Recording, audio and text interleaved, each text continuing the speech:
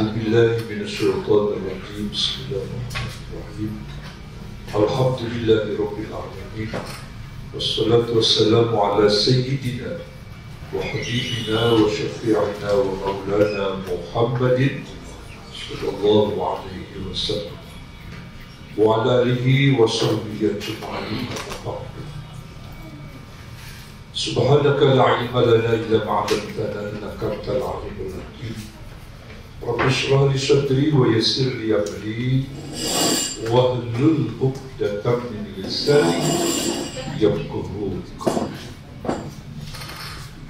وقال الله تعالى في كتابه الكريم: أعوذ بالله من الشيطان الرجيم، بسم الله الرحمن الرحيم.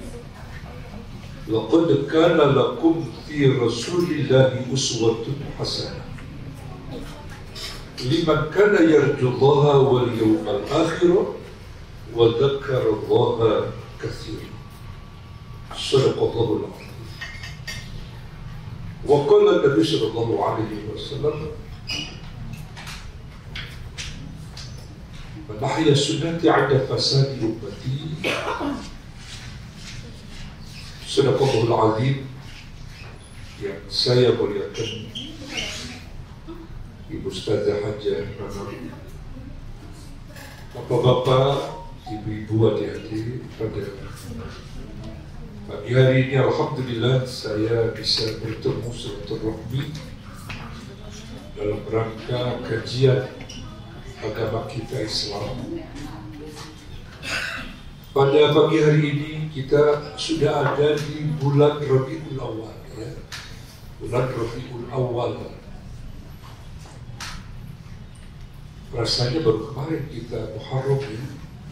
Muharram, Safar, tapi Safar apa? Rabiul Awal, ya. Itu udah ketiga, ya. Habis Rabiul Awal, Rabiul Akhir, ya. Kemudian Jumadil Awal, Jumadil Akhir. Udah Rajab, Syaban, Ramadan, nih beberapa saat lagi.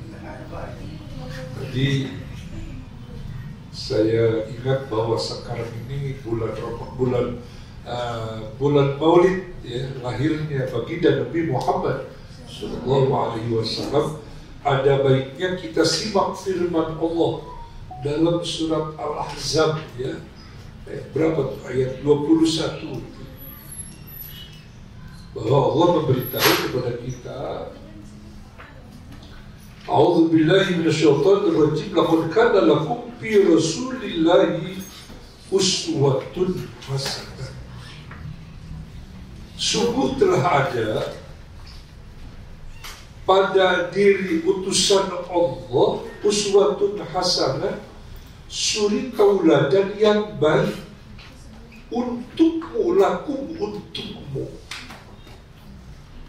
Jadi ayat ini jelaslah kita oleh Allah diingatkan bahwa pada diri Rasulullah itu ada suri tauladan yang bagus sekali, yang baik sekali untuk kalian, wahai umat manusia. Ini seluruhnya umat manusia. Lakum, untukmu, wahai manusia. Cuma di ayat berikutnya tidak semua manusia itu ternyata, ya. Manusia yang mana yang akan mengikuti Nabi Muhammad, yang mau mengikuti suri tauladan yang baik yang ada pada Nabi Muhammad. Ini dalam ayat berikutnya Allah menjelaskan, liman kana yarjullaha.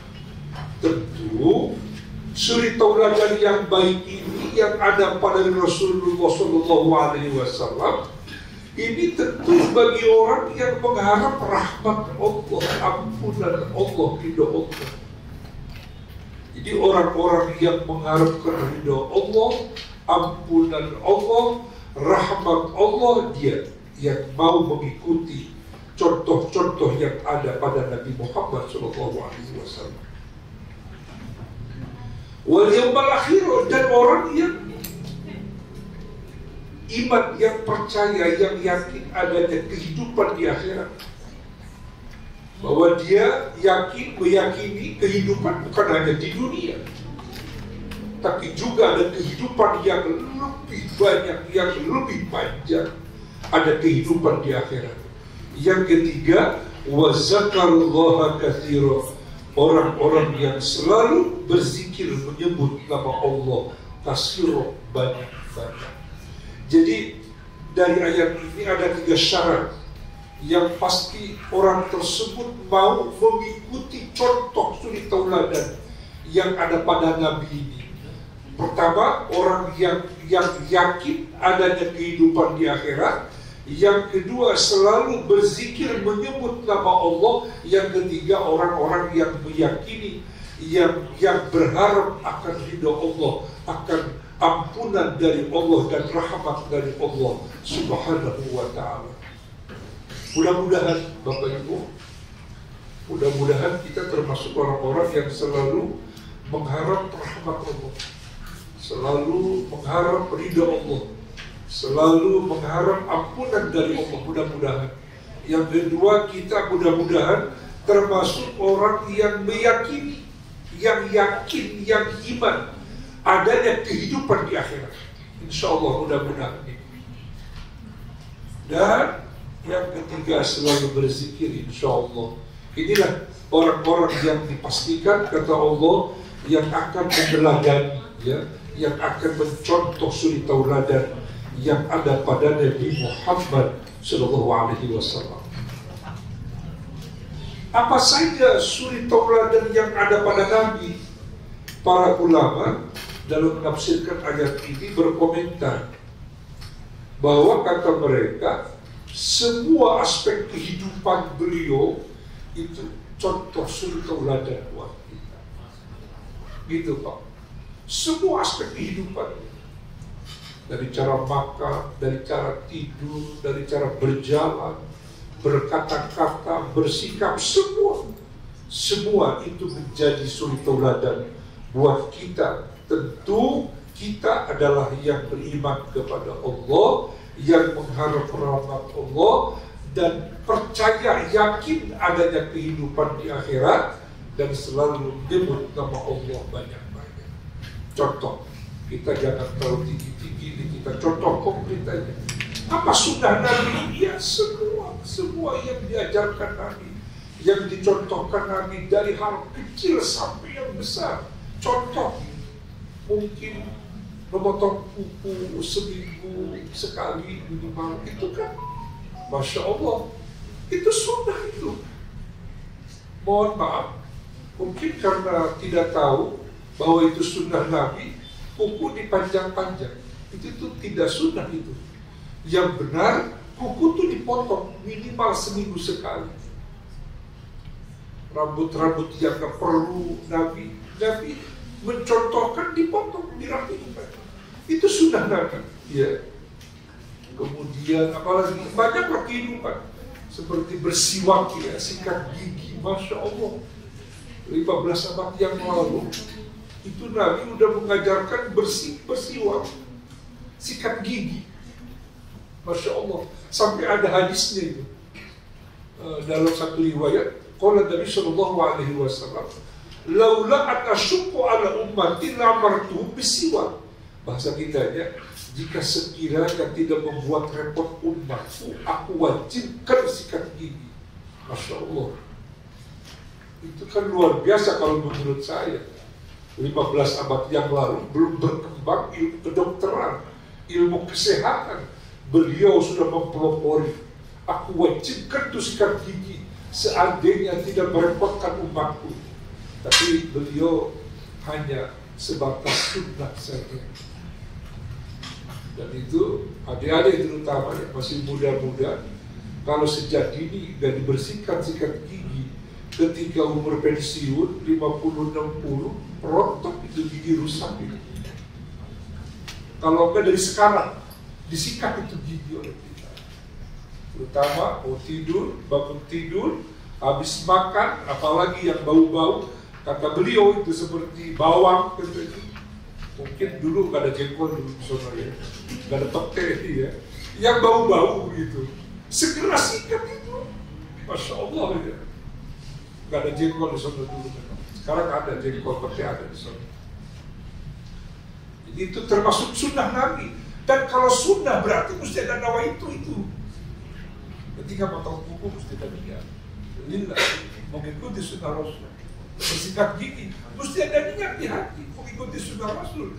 Berpahala insya Allah. Sunnah-sunnah tadi yang dikerjakan oleh kita, kalau kita mengerjakannya diniatkan lillah, mengikuti sunnah Rasulullah Sallallahu Alaihi Wasallam.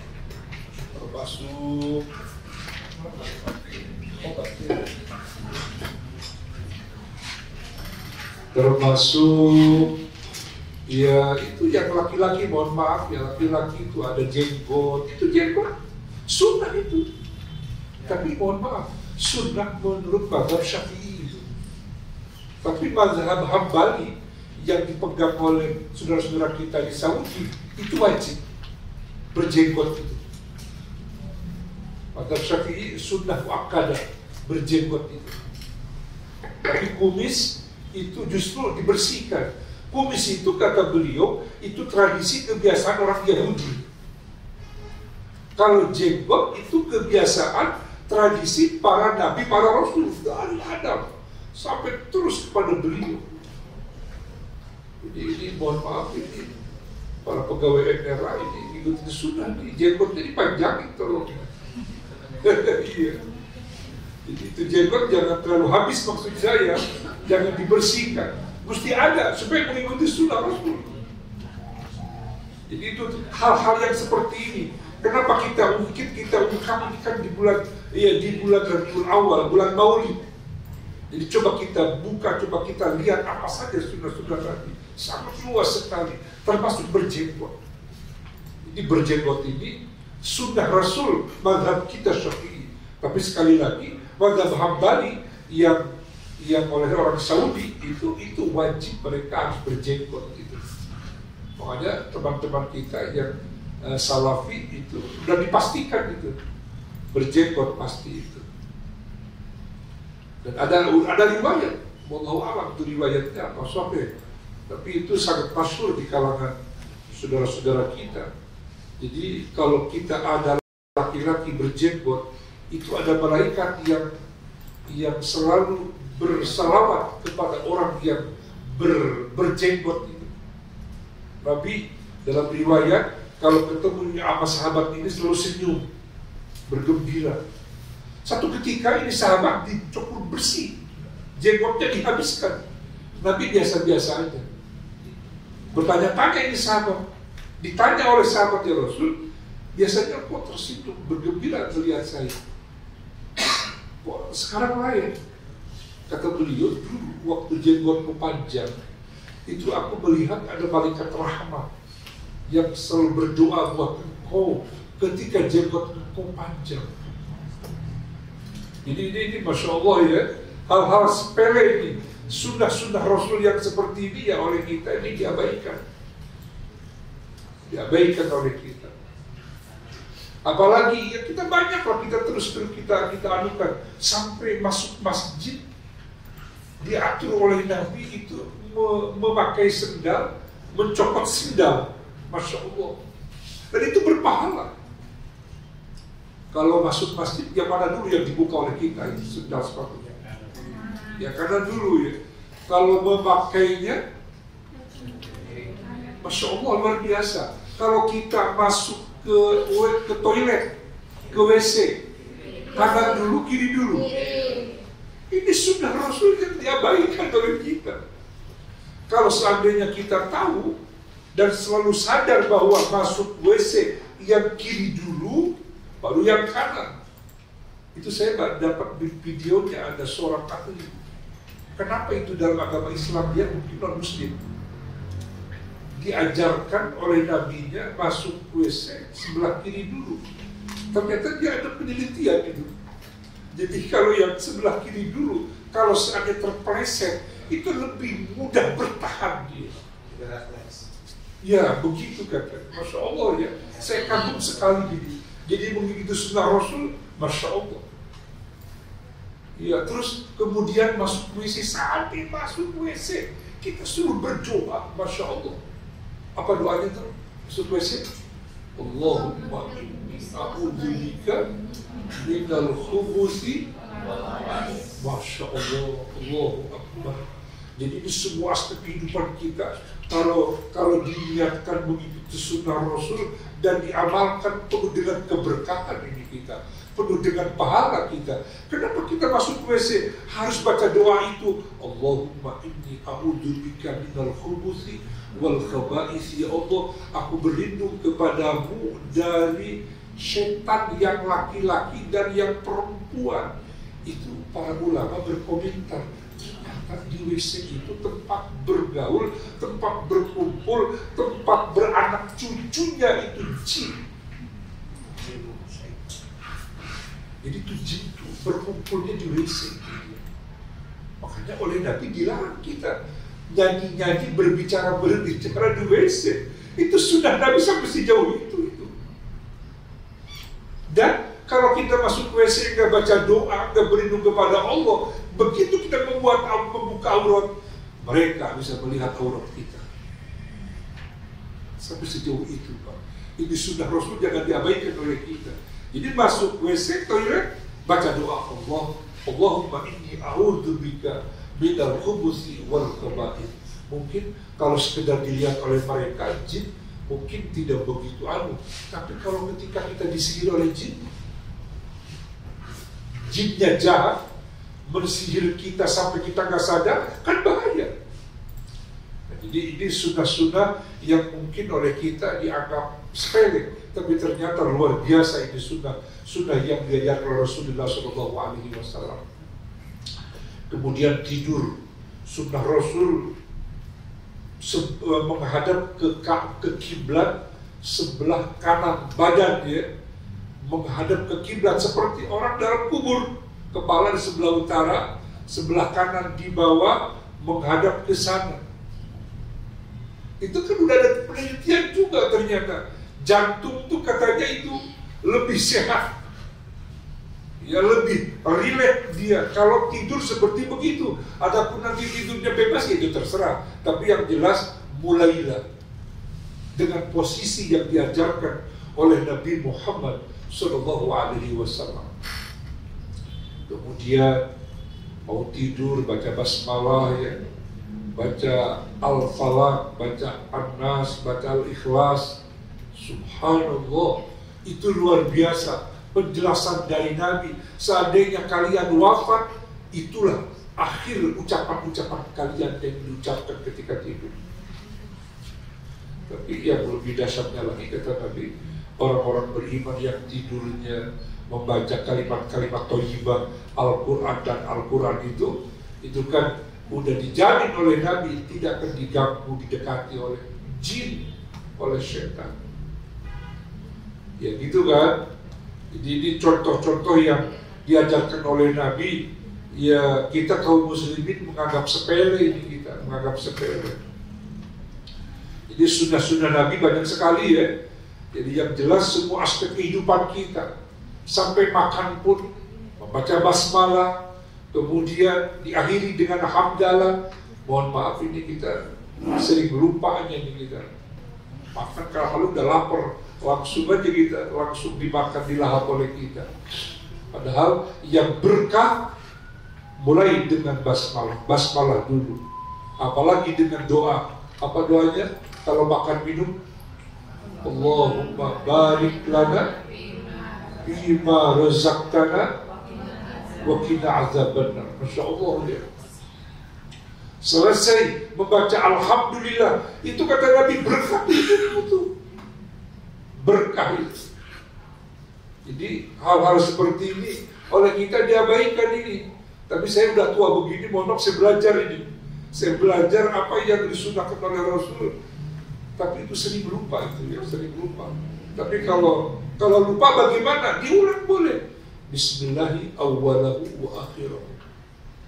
Kalau misalnya kita udah makan, udah keburu karena lapar, belum baca basmalah, baru ingat udah pertengahan, baca Bismillahi awwalahu wa akhirahu. Selesai, Alhamdulillah. Itu dijamin berkah, kata Nabi Muhammad SAW. Masuk rumah, bapak-bapak apa yang diucapkan? Apa langsung masuk aja? Ya, baca bismillah dulu, berpegang itu pintu dibuka. Bismillahirrahmanirrahim, baru ucapkan Assalamualaikum warahmatullahi wabarakatuh. Ini sudah Rasul yang diabaikan oleh kita ini. Jadi ucapan Assalamualaikum ini sunnah. Teman-teman kalau masuk kantor ini ke sini, apa yang diucapkan ke Assalamualaikum? Atau belum terbiasa Pak? Kadang-kadang oleh kita ya. Mungkin gimana Ustazah ini kita ya, biar terbiasa gitu ya. Kalimat-kalimat seperti begini. Jadi buat para pegawai kita, ucapkan Assalamualaikum warahmatullahi wabarakatuh. Keluar ucapkan Assalamualaikum warahmatullahi wabarakatuh. Itu jaminannya luar biasa itu kalimat-kalimat itu. Karena ya itu kan doa ya. Assalamualaikum warahmatullahi wabarakatuh. Semoga keselamatan, rahmat Allah, berkah Allah untukmu. Itu kan doa luar biasa kalau menurut saya. Ini saya belajar terus terang aja. Karena panggilannya luar biasa itu. Ucapan Assalamualaikum itu panggilannya luar biasa.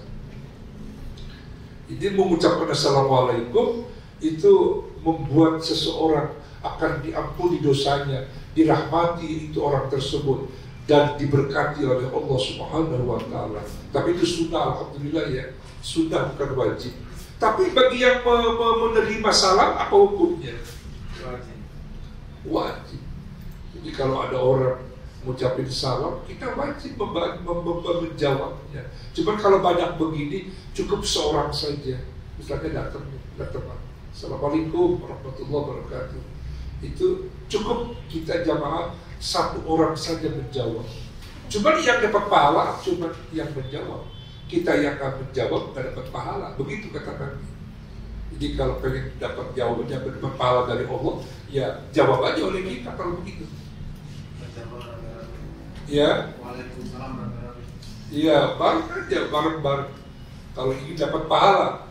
Tapi kalau sama sekali nggak ada yang jawab, dosa semuanya kita. Karena wajib ucapin Assalamualaikum. Masya Allah ya. Ini luar biasa ini. Sunnah-sunnah Nabi yang banyak diabaikan oleh kita ini kita. Apalagi ya. Kemudian sholat-sholat sunnah itu kan banyak ya. Sholat-sholat sunnah yang oleh kita banyak ditinggalkan oleh kita ya. Jadi Nabi Muhammad SAW dalam hal sholat ini tidak pernah Nabi meninggalkan sholat sunnah witir. Jadi ini sholat sunnah witir, kalau kita kan kerjain cuma di bulan Ramadan doang. Iya kan? Di Ramadan. Iya. Jadi Nabi nggak pernah seumur hidup itu, selama hidupnya meninggalkan kecuali sakitnya. Jadi selalu mengerjakan sesuatu sholat sunnah witir. Pada cerita kan Abu Bakar mengerjakan witirnya sebelum tidur. Kalau Sayyidina Umar sesudah tidur. Ini sedikit berdebat ini beliau, tapi akhirnya beliau berdua mengadu, ya Rasul bagaimana ini kasus ini? Kalau aku sebelum tidur, kalau kata Sayyidina Umar dia sesudah tidur. Itu dua-duanya dibenarkan. Dua-duanya benar. Abu Bakar benar. Sebelum tidur, sesudah waktu sholat Isya, itu beliau selalu witir. Kalau Sayyidina Umar nggak mau, karena beliau orangnya lebih ini ya, lebih sehat ya. Jadi badannya bisa bangun malam, dan kata Nabi bagi orang yang mampu bangun malam dipastikan bisa bangun malam, witir ada di paling ujung, paling terakhir dikerjakan itu sunnah. Sholat witir itu yang afdol. Tapi bagi yang tidak mampu, kadang-kadang bangun, kadang-kadang kesiangan. Nah itu kalau yang kadang-kadang begitu lebih baik sebelum tidur. Jadi sebelum tidur, sampai seandainya seseorang sudah sholat sunnah witir sebelum tidur, ternyata kesiangan, maka tidur dia yang mengerjakan witir sebelum tidur. Dia kesiangan, tahu-tahu udah azan subuh, tidur dia seperti qiyamul lail semalam suntuk. Gimana gimana kira-kira? Setiap malam dikerjakan kan sholat sunnah witir adik-adik yang muda-muda terutamanya. Kadang-kadang ya. Jadi sholat sunnah witir Masya Allah ya. Jadi itu witir luar biasa, itu pahalanya luar biasa. Jadi hal-hal seperti ini mudah-mudahan kita mulailah. Dan sunnah Nabi Nabi itu tidak suka tidur, tidak suka berbincang-bincang sesudah sholat Isya. Mohon maaf, masyarakat kita ini masyarakat yang mengaku modern itu tidurnya justru sampai malam-malam. Kata Siti Aisyah, anna Nabiya sallallahu alaihi wasallam yaqra'u naum qabla al-isya wal haditha ba'da al-isya. Itu kata Siti Aisyah bahwa Nabi itu tidak suka kalau tidur sebelum sholat Isya. Nggak boleh gitu. Nabi nggak senang kalau tidur sebelum Isya. Pokoknya tidak tidur dulu deh. Dan Nabi tidak suka kalau berbincang-bincang sesudah sholat Isya. Jadi acara-acara itu sebaiknya memang tidak sesudah sholat Isya. Itu memang waktunya beristirahat kita. Dan itu Nabi kenapa bisa tepat waktu kalau bangun qiyamul lail, bangun malam tuh selalu 1:30, jam 2, pokoknya lebih awal Nabi. Ternyata rahasianya para ulama menyelidiki, memang Nabi tidurnya lebih ke awal. Coba bapak-bapak ya, adik-adik, kalau tidur lebih awal sesudah sholat Isya jam 10 lah, ya karena 10 udah tidur, ya memang itu saya merasakan ternyata ya memang lebih seger kita ya, lebih segar kita bangun qiyamul lail, bertahajud. Tapi kalau tidurnya jam 11, setengah 12, waduh, bangun jam 2, jam 3 berat itu kita, berat sekali. Nah, ini sunnah-sunnah Rasul yang banyak dilupakan oleh kita ya. Mudah-mudahan kita bisa, masih ada waktu 5 menit lagi, mohon maaf. Jadi sunnah-sunnah Rasul banyak sekali ya. Jadi berjamaah ya kan, berjamaah termasuk sunnah Rasul. Berjamaah ini, sholat fardu berjamaah di masjid buat laki-laki, tapi ini dalam keterangannya ya. Kalau perempuan justru sebaliknya di rumah. Berlipat-lipat itu perempuan sholat fardunya di rumah. Tapi kalau sholat sunnah itu berlipat-lipat pahalanya kalau dikerjakan di rumah, bukan di masjid. Cuma yang saya rasakan kalau sholat sunnah qobliyah ba'diyah di rumah, itu kadang-kadang masuk ke rumah banyak urusan itu kita. Lupa kita, nggak dikerjain itu. Sunnah-sunnah Rasul, ba'diyah fardu, bapak mau di rumah, ya Allah, disambut dengan berbagai macam urusan itu di rumah. Nah, ini hal-hal seperti ini barangkali kita dikerjakan nggak apa-apa di masjid ya, qobliyah ba'diyah. Tapi kalau seperti sholat tahajud, sholat duha, itu berpuluh-puluh lipat lebih banyak pahala kalau dikerjakan oleh kita cuma di rumah. Ya kalau kita kan sholat duha ya di kantor ya. Iya, jadi bagi yang mungkin sudah pensiun barangkali, yang sudah tidak bekerja, itu sholat sunnah Nabi seperti duha itu dikerjakan oleh kita. Dan di rumah kita kalau dikerjakan amalan-amalan sunnah itu penuh kata Nabi dengan berkah dari Allah Subhanahu wa ta'ala. Ya, sudah hampir habis. Jadi itu barangkali yang jelas intinya, yuk mari di bulan Rabiul Awal ini saya mengingatkan ini, sekedar mengingatkan lah. Yuk mari kita sedikit-sedikit belajar membiasakan diri untuk selalu mengerjakan sunnah-sunnah Nabi Muhammad SAW. Itu barangkali dari saya. Sekali lagi kita bermohon kepada Allah, semoga Allah memberikan kemampuan kepada kita untuk bisa mengikuti sunnah Rasul Nabi Muhammad SAW. Itu barangkali dari saya. Ibu Ustaz Anwar sudah siap untuk memberi materi berikutnya. Sekali lagi, ayat Al-Ahzab ayat 21 ini sebagai bimbingan ya, buat kita semua, insya Allah. Mungkin akan dibuka 2-3 menit, ada tambahan barangkali teman-teman atau ada pertanyaan, silakan.